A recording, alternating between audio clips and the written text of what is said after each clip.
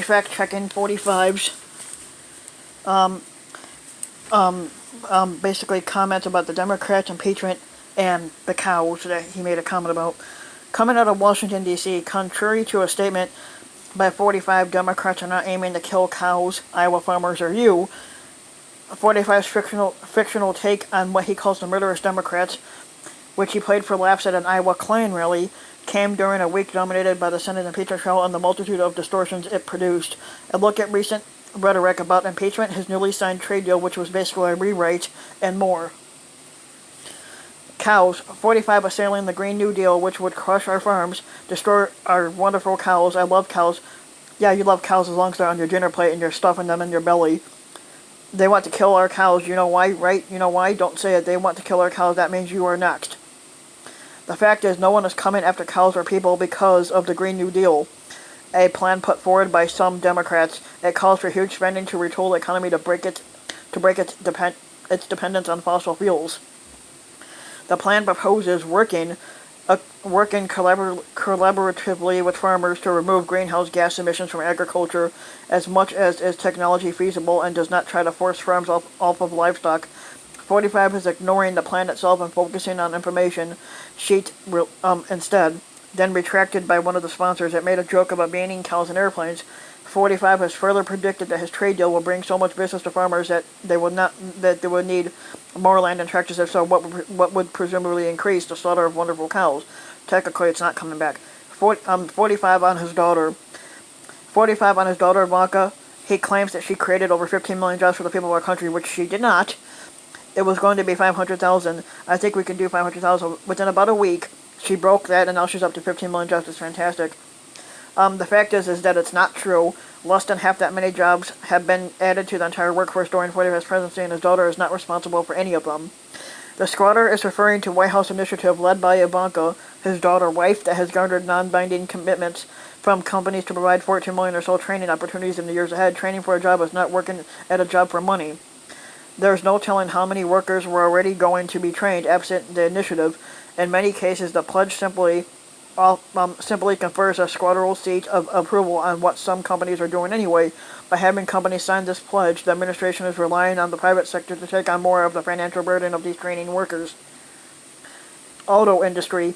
45 says we're going to get a lot more car companies moving back in. We have a lot more companies moving in. Jobs are coming back, which they're not. And they're coming back fast, which they're not. And they're coming right here to Michigan, which they're not. They're coming rapidly, which they're not. You see what's coming, which is not. The fact is, automobile and manufacturing jobs have not come back, and not even fast, to Michigan under 45. They have declined slightly since he took office, according to the labor statistics. Between 45's inauguration in January of 2017 and the end of last year, auto manufacturing jobs in Michigan declined by 100 to 42,200. Auto parts jobs grew by 1,300, or just 1%. No boom has been experienced. As for his prediction that many more such jobs that are coming, that's difficult to tell because it's not happening. The three big automakers have altogether already announced to add over 10,000 jobs in Michigan in coming years, but they've also cut or plan to cut thousands of other jobs in other states. The economy and trade. 45 says the USMCA is the largest, fairest, most balanced and modern trade agreement ever achieved, which it's not. This is what he claimed at his signing ceremony on Wednesday for the United States-Mexico-Canada trade agreement. The fact is, it's not the largest trade deal ever made. It covers the same three countries as it did before, so technically it's a fucking rewrite of the deal. So it was not a new trade deal, it was just a fucking rewrite, and he's taking credit for it. In contrast, the Uruguay round of trade negotiations concluded in 1994, created the World Trade Organization, and was signed by 123 different countries. The Federal Reserve Bank of Boston found the following year that the WTO's initial membership accounted for more than 90% of global economic output. 45 also claims that the USMCA will make a blue-collar boom, which is beyond anybody's expectation, even bigger, stronger, and more extraordinary. The fact is that there isn't a boom for blue-collar workers, and a few economists expect the trade pact to not add much. Such workers haven't done substantially any better than anybody else, and some of their gains under 45 have faded in the past year as this trade war has hurt manufacturing, the mining and logging industry, for example, which includes oil and gas workers. between those type of jobs, 21,000 of those people had lost their jobs due to that. Manufacturers have added just only 9,000 jobs in the past 6 months, while the economy as a whole gained more than 1.1 jobs during this period, which is the lowest. The U.S. economy is still heavily oriented towards services. While factory jobs have grown, other jobs have grown faster, so manufacturing has slightly shrunk at a proportion of the workforce since 45 took office. The independent U.S. International Trade Commission estimated last year that the trade pact would create 49,000 jobs in manufacturing and mining over 6 years, which it probably won't. A fraction of 1% of the existing 13.5 million U.S. jobs are in factories and mines. 45 claims that more Americans are working today than they have ever worked in the history of our country. That's not true. But we're up to almost 160 million people working. We've never been close to that number like that. The fact is that yes and no, but but it's basically based off of population growth. A more relevant measure is the proportion of Americans with jobs, and that is still below record high. According to Labor Department data, 61% of the people in the United States 16 years and older are working, but they're working. But how many jobs are they working? Are they working one job? Or are they working two? A lot of people are working two jobs because they can't get by. Impeachment. The Senate Democratic leader Chuck Schumer, if the squatter is acquitted with no witnesses, no documents, the acquittal will have no value because Americans will know that this trial wasn't a real one. House Speaker Nancy Pelosi, you cannot be acquitted if you don't have a trial. You don't have a trial if you don't have witnesses and documents. The fact is, 45 can indeed be acquitted by the Senate based on proceedings as they unfolded. And an acquittal would have great value, contrary to Schumer's assertion, because it would keep 45 in office for the rest of his term. Just as the Constitution gives the House the sole power to impeach, it gives the Senate full responsibility to conduct the trial as it sees fit and to convict or acquit the accused official. The rules and practices of a normal trial do not apply. The decision whether to call witnesses and how else to proceed is left to the elected representatives by constitutional design.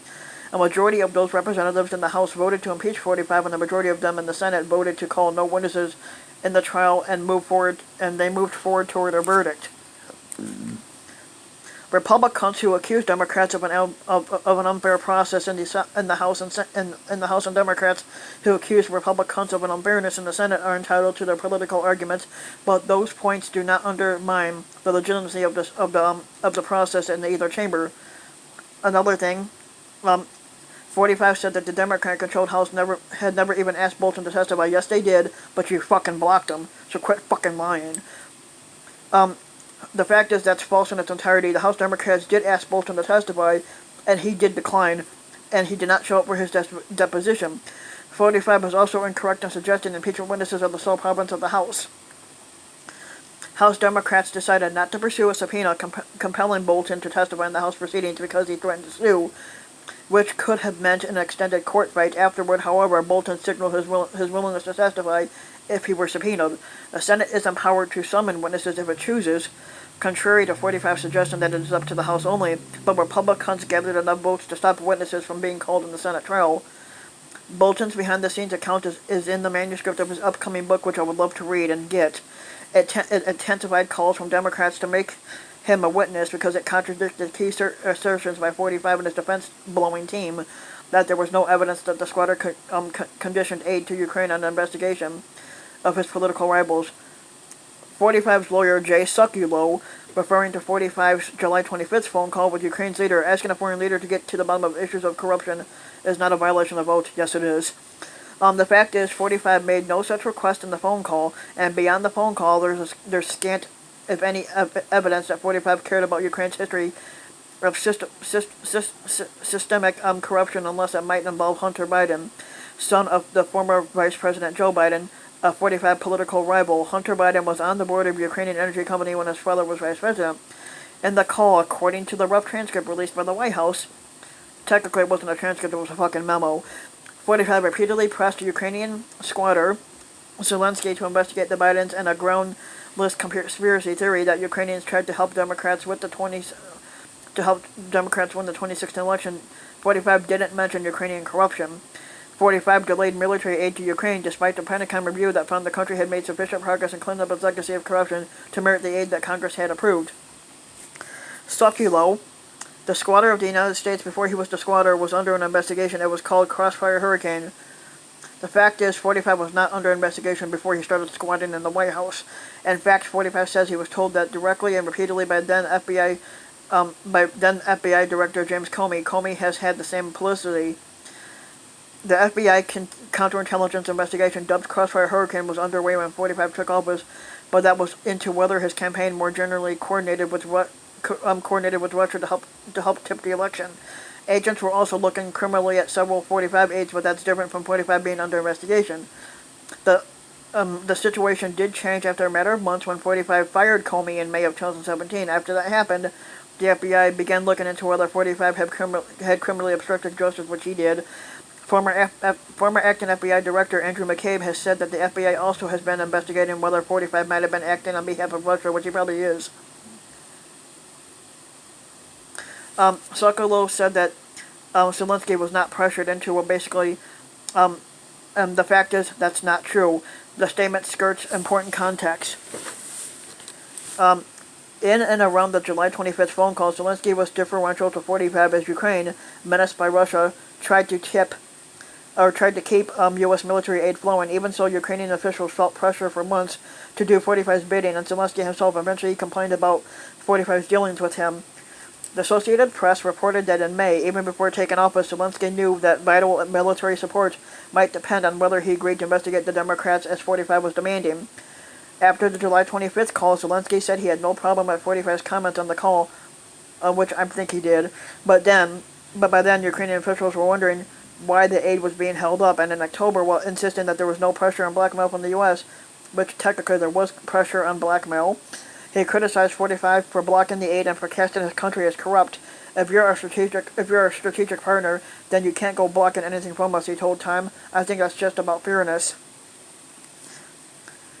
45's blowing lawyer, Mike Papura, dismissing the idea that military aid was released because 45's pressure campaign in Ukraine had been exposed. On September 11th, which is the anniversary of the 9/11 attacks, based on the information collected and presented to 45, the squatter lifted the pause on the security assistance. Our process gave the squatter the confidence he needed to approve the release of the security sector assistance. The squatter's concerns were addressed in the ordinary course. That the squatter wasn't caught, as the House managers alleged, technically he was caught, so he had to release it. The fact is that the pause in Ukraine's military aid was hardly routine, according to testimony heard by House investigators. Moreover, the nonpartisan Government Accountability Office found that the aid freeze to be illegal, which it was. House investigators heard about confusion and frustration among senior department and Pentagon officials when they learned that congressionally approved aid was being held. It was embarrassing that I could not give Ukraine any explanation for why it was withheld, said William Taylor, who was the top U.S. diplomat in Ukraine. The Defense Department's Laura Cooper said she and other national security aides unsuccessfully tried to get an explanation for the hold and expressed concern about the White House's legal authority. The Pentagon had already certified to congressional committees in May that Ukraine had made enough progress on reducing corruption to receive the military assistance. Catherine Croft, special advisor for Ukraine at the State Department, said that national security agencies were unified in support of the aid, and she had never before encountered a time when the White House Budget Office had injected itself into such a matter. Top advisors scrambled to get 45 to release the aid back in August, and ultimately on September 11th, the funds were suddenly released after 45 learned of the whistleblower's complaint, and a few days after Democrats opened a congressional hearing, or investigation of the episode, sorry. The GAO later found that the White House Budget Office withheld the funds for an unauthorized reason in violation of the law, and that required the executive branch to spend money that is appropriated by Congress. So what he did, like I said, was illegal.